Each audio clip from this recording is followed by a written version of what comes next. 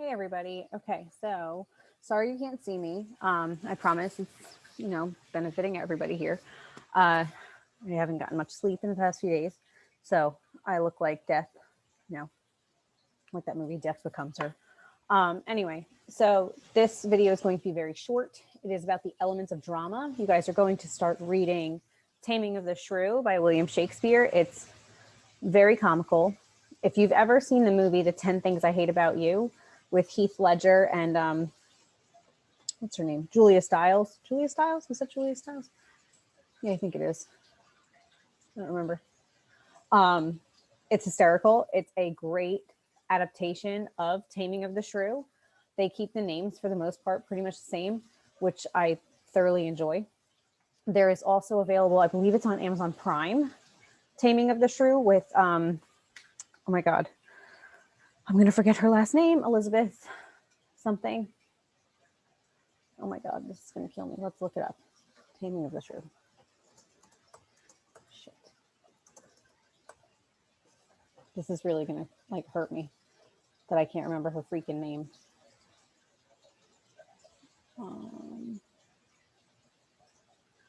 Elizabeth Taylor, that's her name. God, that was going to drive me nuts. Elizabeth Taylor. Okay, it's a good version. It sticks to the script for the most part. I want to say like you could rent it for like $3 on Amazon Prime. I'm not sure about anywhere else.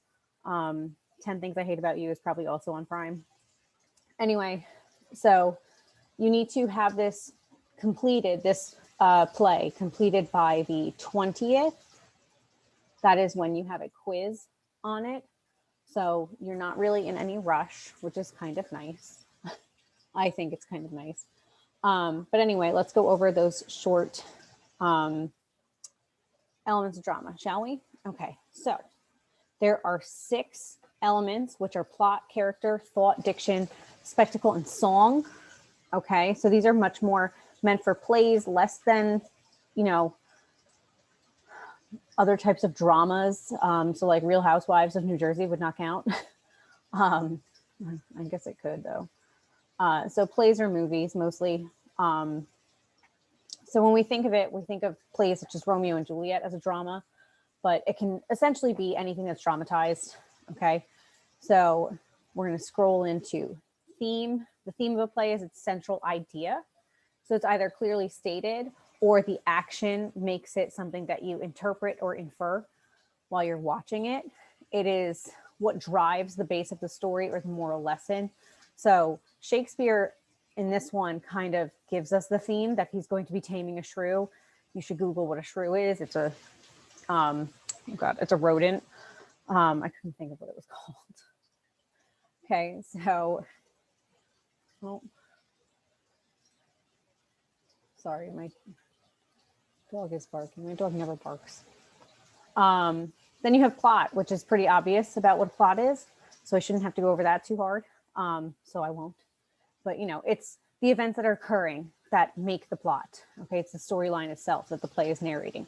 Then you have the characters. So you're going to have a few characters, some that play dress up in Taming of the Shrew.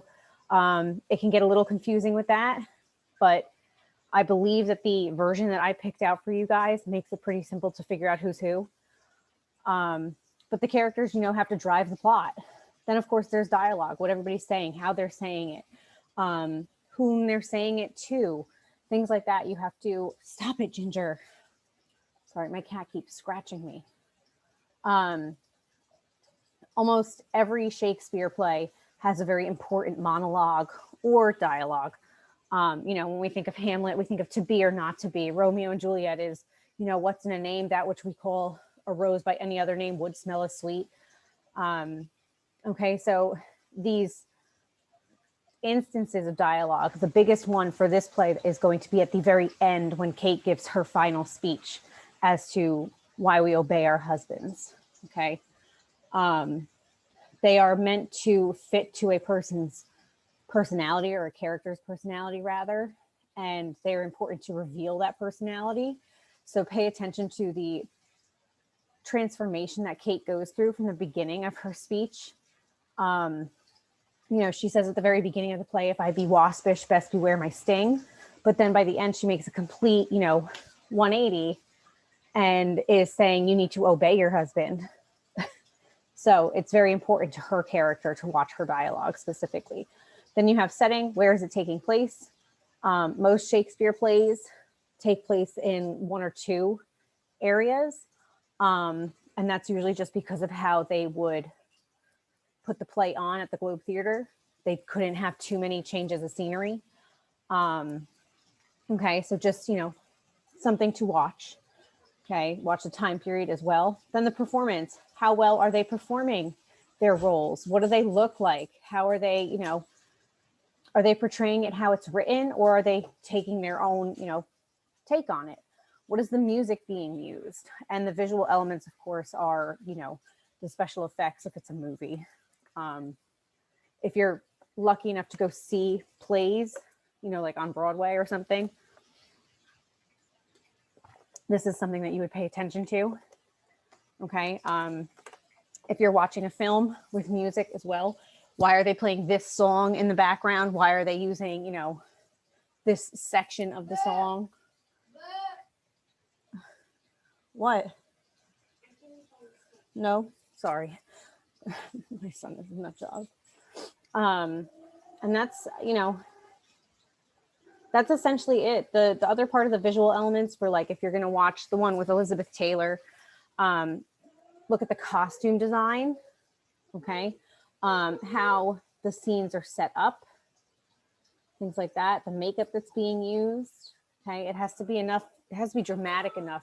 If you think back to the times of the Globe Theater in the 1800s, people were far away. So like their makeup, their costumes had to be very big, very ornate to be able to be seen from back there. So these aspects might be seen as, ridiculous, but there was a purpose to it. So just something to think of. Essentially, those are the elements of drama. Keep that in mind when you go to write your short analysis on this, or I'm sorry, your short essay. It's your final short essay. Think of the theme, the plot, the characters, dialogue, setting, performance, music, visual elements, all of that when you go to write your essay, okay? And I think that is about it. Right? Is that all the stuff I pulled up? Yes, I believe so. So we're going to go back to this real fast. Here we go. Okay, so they give you the characters. All right. Okay, they try to, for the most part, it's pretty self-explanatory. And then I will show you when you go to do this short analysis. So in next week's video, I will show you how to properly cite a play, because it is different. You're not putting a page number. You have to put the act, the scene, and the lines. Okay, so if you want to get a jump start on that, you can always check out Purdue Owl. That'll show you how to do it. Other than that, I think that's it, and I will let you guys go. Have a good week. Bye, guys.